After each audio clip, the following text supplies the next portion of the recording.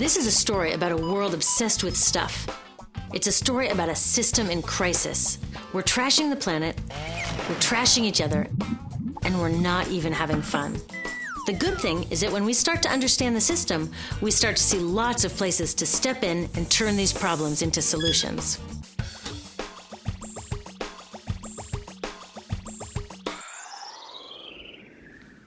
Can I tell you, I love my Pantene Pro V. Of the dozen or so personal care products that I use every day, it's the one I can't live without. It says it gives my dull hair the ultimate cool shine. How does it do that? I was wondering that while I was lathering it in my hair one day, so I read the ingredients right here. Sodium lauryl sulfate, tetrasodium EDTA, methyl isothiazolinone. What is this stuff? I took this list to some scientists who know how to read it. Turns out my Pantene contains a chemical linked to cancer. And lots of other products in my bathroom, from sunscreen to lipstick and even baby shampoo, also contain chemicals linked to cancer or other problems like learning disabilities, asthma, and even damaged sperm. Like most parents, I try to keep my family safe.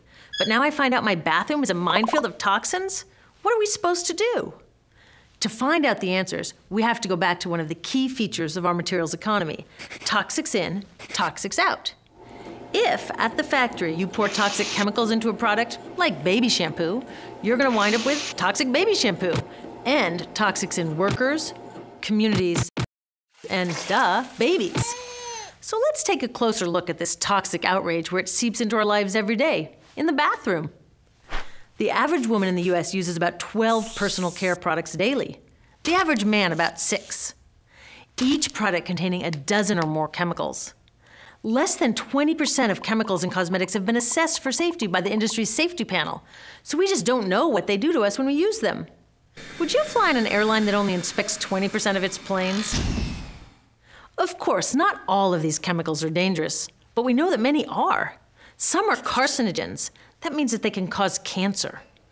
Others are neurotoxins and reproductive toxins, proven to mess up brain development and reproduction in animals. Wait a minute, we're animals too. It's like a giant experiment. We're using all these mystery chemicals and just waiting to see what happens. One thing we do know is that they're getting inside us.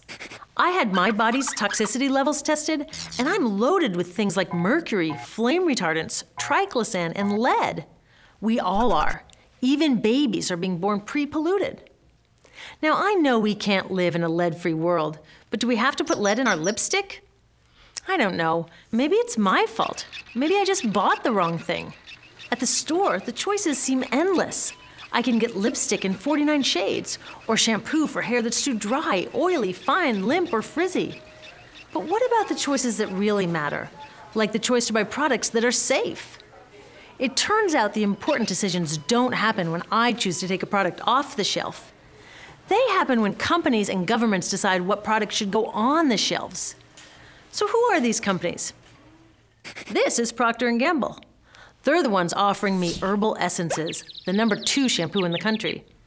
It contains toxic petrochemicals made from oil. Since when is oil an herb? On cosmetics labels, words like herbal, natural, even organic have no legal definition.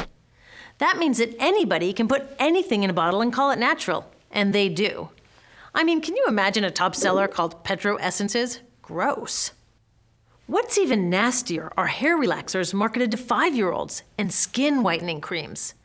These are super toxic, both in their ingredients and in the message they send about what beauty is. Ooh, here's Estee Lauder offering me a chance to help find a cure for breast cancer. That's nice. But wait, they're also using chemicals linked to cancer. Don't you think the best way for Estee Lauder to fight cancer is to stop using those chemicals in the first place? So really, I get to choose between meaningless claims on a bottle. But these guys get the real choice about what goes into those bottles. And that happens back here, at the factories where they're formulated. Why do the makers of these products use all these toxics? Are they trying to poison us? No, they're just working from a 1950s mindset when people were totally swept up in better living through chemistry. In all that excitement, they forgot to worry about human health impacts. That was years ago, and they are still using these same old toxic chemicals.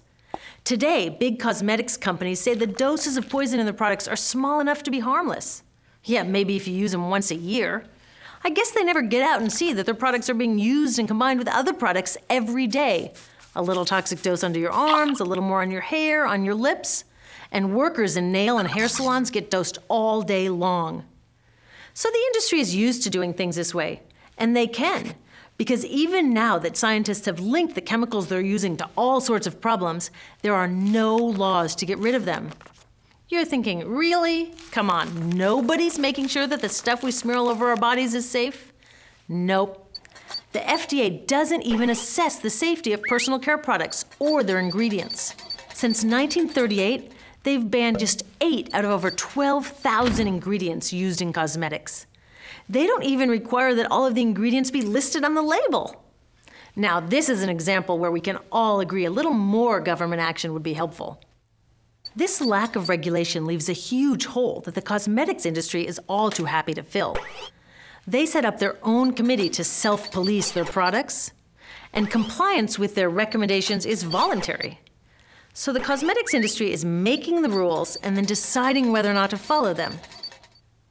So you see, it isn't our fault that these toxic products are in our bathrooms. It's a whole broken system that's ignoring the simple rule: toxics in, toxics out.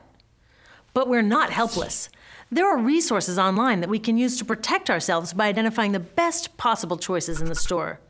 But the real action is with people working to change the system. Because if we really want to solve this problem, we got to start here with these guys. Women, parents, workers, people all over the country are demanding that Congress pass a new law, giving FDA the power to make sure that our personal care products are safe. We need common sense laws based on the precautionary principle. That means that when you're dealing with hazardous chemicals, just err on the side of caution. Let's not debate how much lead should be allowed in lipstick. Just get the toxic chemicals out of our products. Smarter laws would force companies to get past that old 50s mindset and figure out how to get us all clean and shiny without toxic chemicals. Can they? Totally. Many responsible cosmetics companies are already putting safer products on the market. Green chemists are developing substances that are designed to be safe and non-toxic in the first place.